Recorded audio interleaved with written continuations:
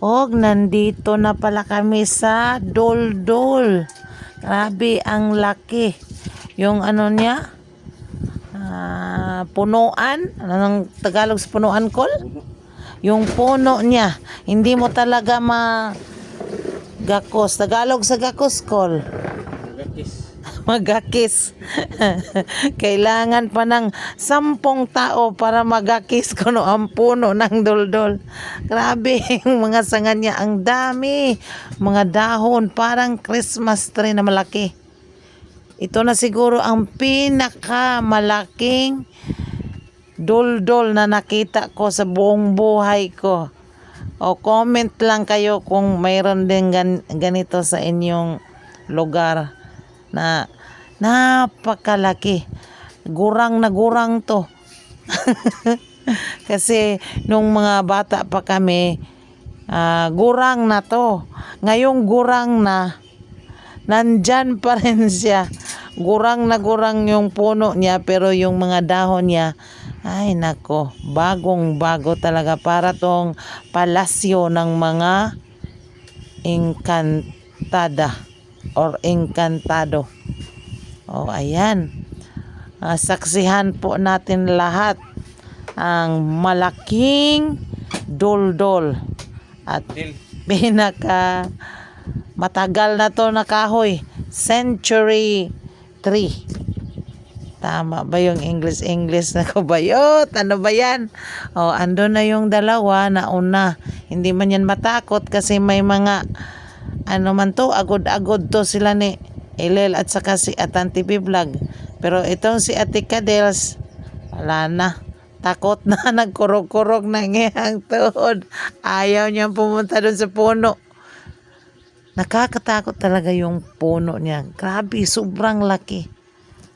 Lalo na sa personal, pag makita ninyo, ay nako, ewan ko lang. Yung mga balhibo nyo, tatayo. Pero kailangan lang magtabi-tabi tayo mga kaibigs para hindi tayo mapagalitan ng mga nakatira dito. Ayan o, yung ugat niya. Umalsa na, doon na sa taas yung ugat niya. Siguro ang daming tubig dito kasi hindi man siya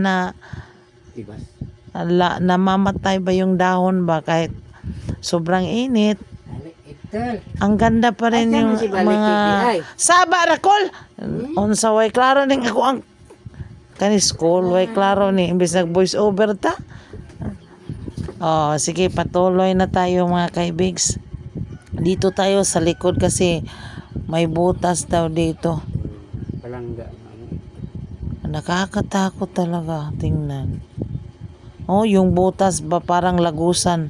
Papunta doon sa gingharian nila. Ay nako, pumasok pa naman si Calabs. At saka itong si Atan. Hindi talaga natatakot sila. May mga orasyon tong dalawa.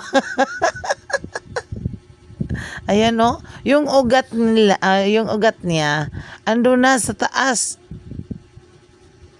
Saka nakita na para tong may tilaok. Ayan, ay nako, nakakatakot talaga. Siguro kung ako lang mag-isa ay bahala na. Malayo lang kung mag-video ito silang dalawa. Hala, siging video. May isa dito na tumurok.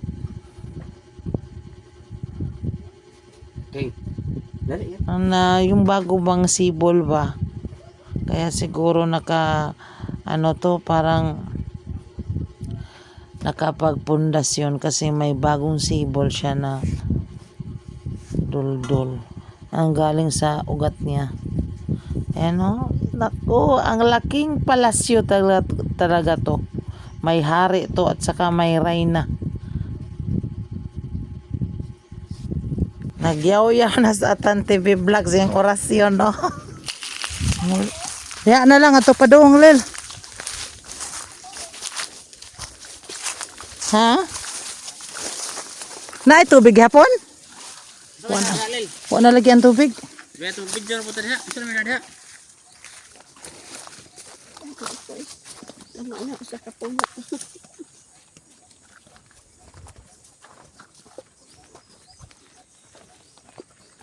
Namong anis yan. Oo, kita sa mga bunga na hog. Na, ay, oh. Natipak. Pero pa mo nito bilang gapas. Nasabot lamang. Huwag mamunitan. Tugad na siya. Oh. Sus, kuan siguro na ba? Eh, arang bidyan. Ang tayo. Huwag na lagi. Nga ni may mag-agian sa una. Ito mo dalil. Napay yan ang kabod. Ito mo na nga. Kuha. Pana eh. Ba? Padong na dahil may uli mga kaibigs. Nya, ipang uhaw namin yan eh. Nya mura man og pa lingion pa ko nga tuas punuan sa duldul. Ay! Kakuyaw kayo tanahon. Grabing takuha dyan kayo nga punuan. Murag man limbaw tatong balahibo. Ug abangan na lang ang sumpay mga kaibigs.